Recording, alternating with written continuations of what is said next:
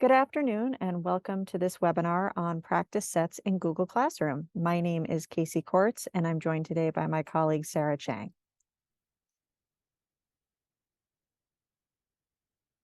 So for our agenda today, we're going to talk about what practice sets are. We'll have some time to play around with practice sets. You'll be able to try out the new tool in Google. We'll share some recommendations for their use. We'll talk about how to create practice sets.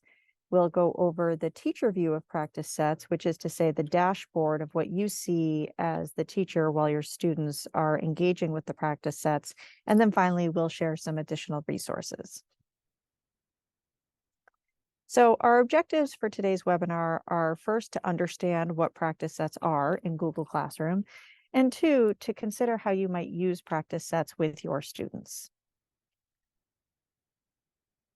So first, let's start with what practice sets are. They really are just sort of a set of checks for knowledge, questions that you can share with your students to get a sense of student progress. As students move through the practice sets, they are able to get real-time feedback as they practice. They can be sent hints to sort of show them how to perhaps answer the question correctly, to help them along the way. And the teacher can really create what they want in terms of their practice set. So they can choose multiple choice, multiple answer, short answer, and open response questions as part of their practice sets. And they really help teachers figure out which concepts need more instruction time with their students. It can also really pinpoint which students need extra support and with what they need that extra support. And it can help them sort of shape their future lesson plans.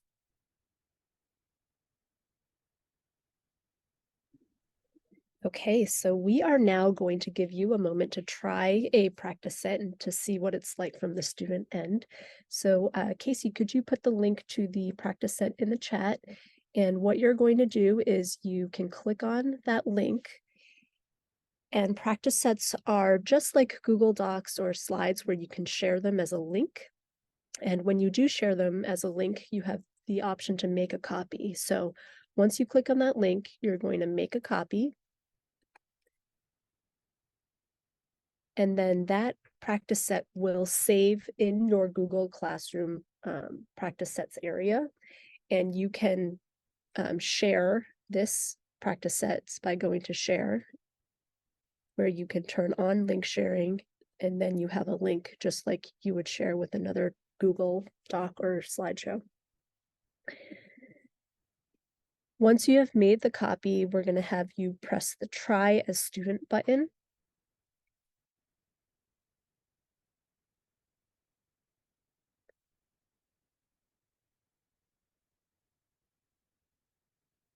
And once this loads, just take a few minutes to play around with this practice set. Try some wrong answers to see what happens. Click around. So if you scroll down, look for some light bulbs and click on them to see what that shows. As you're playing around with it, think about what other types of questions you could ask students in order to gather formative data. So I'm going to pause the recording for right now, and we're going to give our participants about 5 minutes to just play around and try it out, and then we'll come back together. Okay, so now that you've had a little bit of a chance to play around with the practice set from the student view, we just wanted to go around and talk a little bit about what you noticed as a learner, what might be helpful to you as a teacher if you were using practice sets, what might you change, and what questions you might have. So if I go back into the practice sets here, Brian, any questions or comments? So I really don't have any questions, but I did notice that you're able to click on like a help button, like the light bulb to get assistance. Yeah, I guess my question is that in every single question? Is that available, or do you have to put that in as a teacher? That is a great question, Brian. So in a moment, I will show you how to create your own practice sets, and hints are available if the teacher decides to include them. So questions where you don't want hints, you can turn that feature off.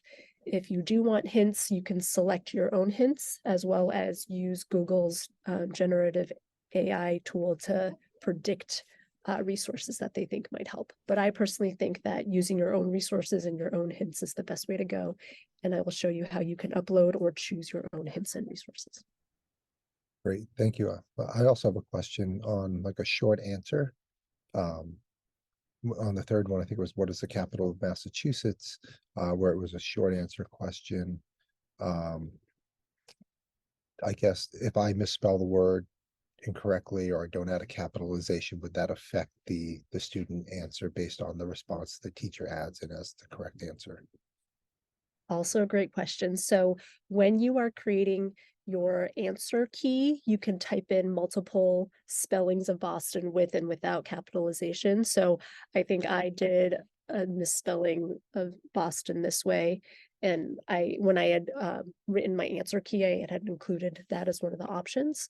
So if you do want to include multiple spellings or variations of the word in a short answer question, you can do that as the teacher. Great.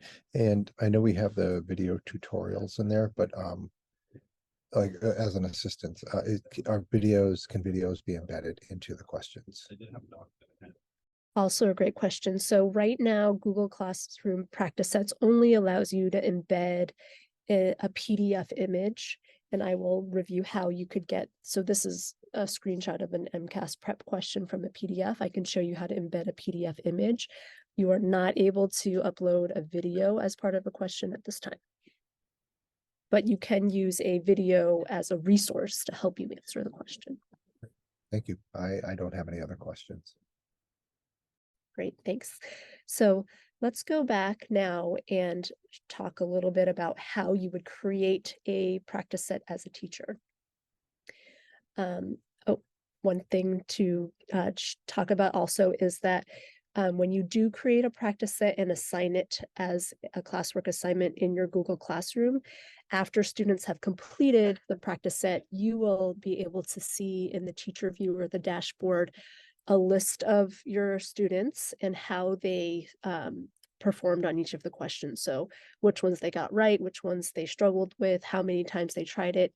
And then you can click in on each student and you can see in more detail how they responded to the questions.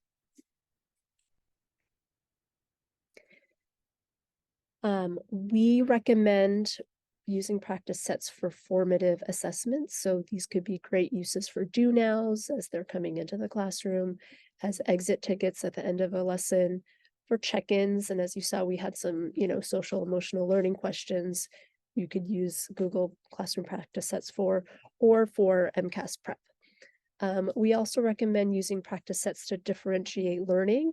And if you are setting up your classroom as a station rotation, you could probably set up a station of Chromebooks with a practice set as one of the activities with the station rotation.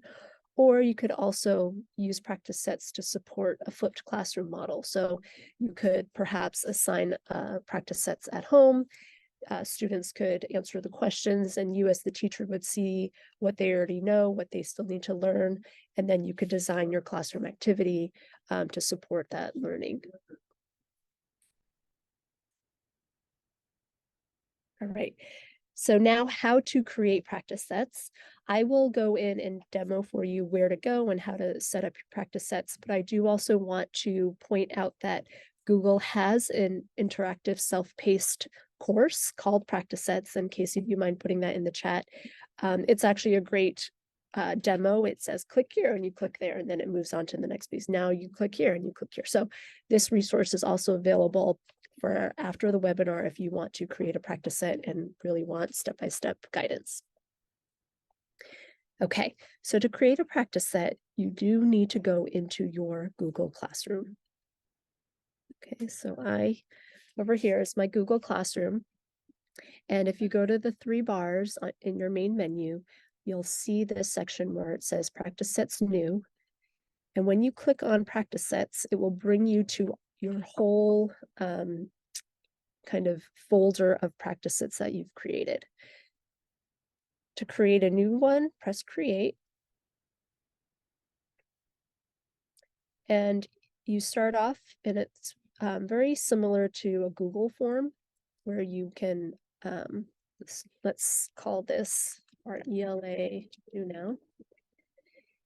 And it automatically starts off with the type of question where you can select over here to the right if you want it to be short answer, which can be automatically graded, a paragraph where in this case, Google does not auto grade for you and the teacher has to go in and read the response. Single select, which is auto graded, and multi-select, which is choose all that apply. And that can also be automatically graded. So if we, let's say, replicate, what's the capital of Massachusetts? If we do the short answer version of that, we can type in all of, the misspellings that we want. Okay, and then if you go to skills and see suggested, this is Google's generative AI bot trying to figure out what skill you're trying to teach there. Doesn't do a great job. Okay, so we are not talking about the metric system, but sometimes it might pick up a skill that you're actually trying to teach.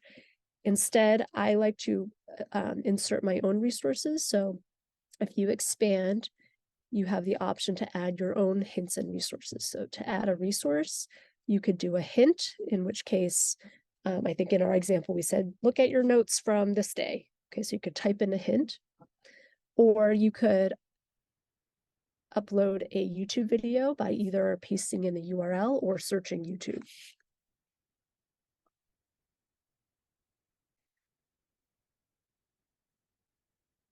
Okay, let's pick the Animaniacs one. And once you add a resource to this question, that's where that little light bulb pops up for that question.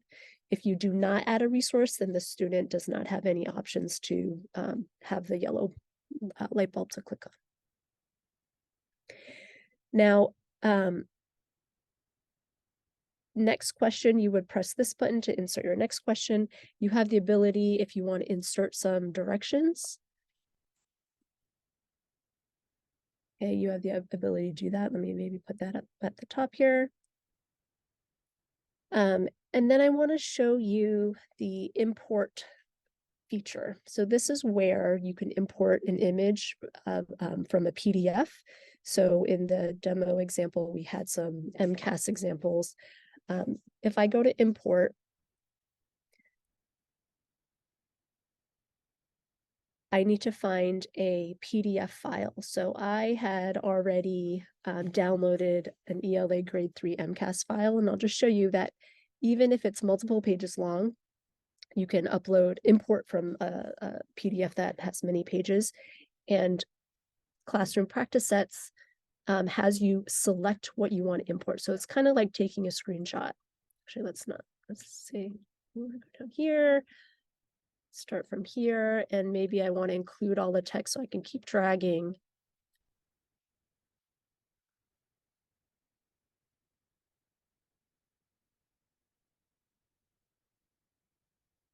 Okay, and let's say that's what I want the students to see. So I'm going to import that piece. Similarly, if you have, an image or a smaller portion that you want to drag and copy the screenshot of, you can do that also. So maybe you could say read lines 10 to 17. Okay, and then I recommend also including the question there, and then we could turn this question into a multiple choice. And you could put your answers here.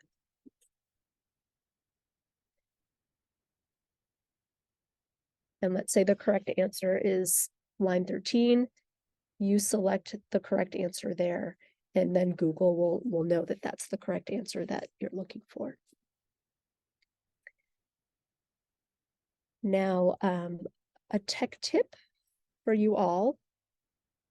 So what if you want to include an image or a question that is not in PDF form? So again, Google Classroom only allows you to import questions as PDFs. So what I'm going to show you is that how to convert a JPEG to a PDF. If you are taking a screenshot, you can press Command Shift 4 and it will save the screenshot as a JPEG to your desktop. So here I've already taken a screenshot of an MCAS question. Right now it's in JPEG format and I want to convert this to a PDF. So if you double click on that from your desktop, it will open up in preview, and then you go to File, Export as PDF. And now it will resave this image as a PDF, and I'm going to rename it PDF just so that I know that's the right one. I'll save it to my desktop. And note here, now it's been saved to my desktop. You most likely will need to rotate this. So I'm going to double click on it, open it up in preview again, and I'm going to rotate my PDF so that the image is facing the correct direction. And then we can go into practice sets and upload, import that image as a PDF. So I'm going to go to upload. I'm going to upload that PDF I just created. I'm going to select the portion that I want the students to see.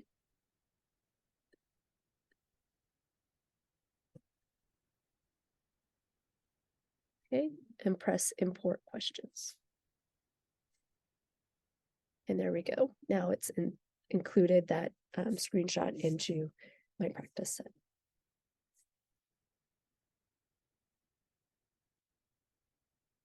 Okay, I'm going to hand it off now to Casey. Great. Thanks so much, Sarah. So we also wanted to remind everyone that we have several other BPS Tech professional learning opportunities available. You can see them highlighted on the slide. The first one is our on-demand professional learning. You can also request PD at your school. These are all links in our slide deck, which will be shared with this recording. You can also see, you can learn more about digital literacy and computer science for all at BPS, as well as more information about our computer science lending library and our calendar of upcoming events.